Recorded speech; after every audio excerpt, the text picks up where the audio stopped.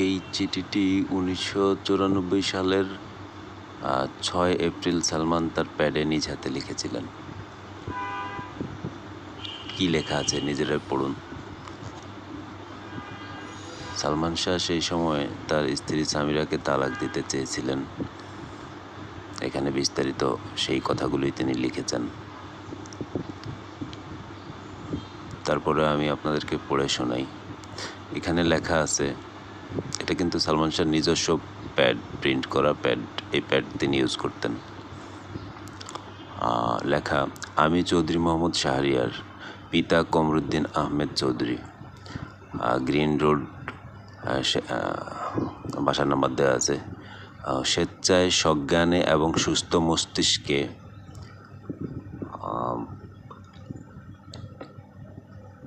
আমার স্ত্রী সামিরা হক, পিতা শফিকুল হক, পূর্ব নাসিরাবাদ নিবাসী, এই মর্মে ঘোষণা করছি যে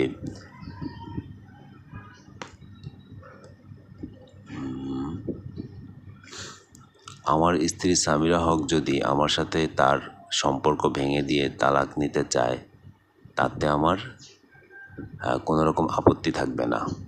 আমি স্ব-ইচ্ছায় কারো জোরাজুরি ছাড়াই সেই তালাকনামায় সই করে দেব এবং আমার সুবিধা মতো কাবিনের পাওনা টাকা পরিশোধ করে দেব।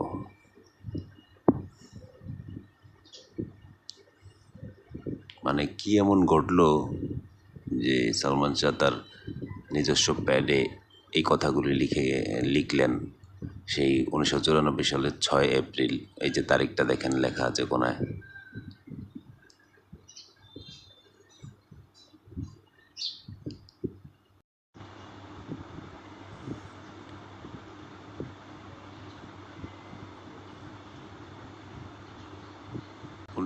এই চিঠিটি 1994 সালের 6 এপ্রিল সালমান তার প্যাডে নিজ হাতে লিখেছিলেন।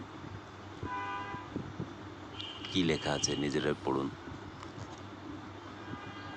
সালমান শাহ সেই সময় তার স্ত্রী সামিরাকে তালাক দিতে চেয়েছিলেন। এখানে বিস্তারিত সেই কথাগুলোই তিনি লিখেছেন। তারপরে আমি আপনাদেরকে পড়ে শোনাই। এখানে লেখা আছে, এটা কিন্তু সালমান শাহর নিজস্ব প্যাড, প্রিন্ট করা প্যাড। এই প্যাড তিনি ইউজ করতেন। লেখা, আমি চৌধুরী মোহাম্মদ শাহরিয়ার, পিতা কমরুদ্দিন আহমেদ চৌধুরী, গ্রিন রোড, বাসার নাম্বার দেওয়া আছে।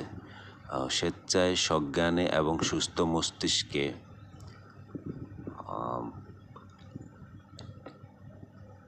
আমার স্ত্রী সামিরা হক, পিতা শফিকুল হক, পূর্ব নাসিরাবাদ নিবাসী, এই মর্মে ঘোষণা করছি যে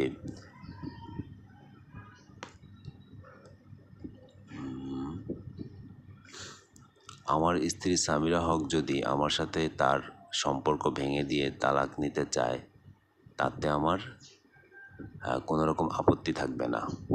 আমি স্ব-ইচ্ছায় কারো জোরাজুরি ছাড়াই সেই তালাকনামায় সই করে দেব এবং আমার সুবিধা মতো কাবিনের পাওনা টাকা পরিশোধ করে দেব।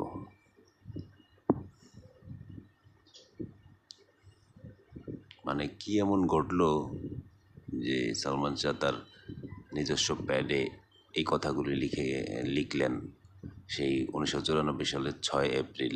এই যে তারিখটা দেখেন লেখা আছে কোনায়।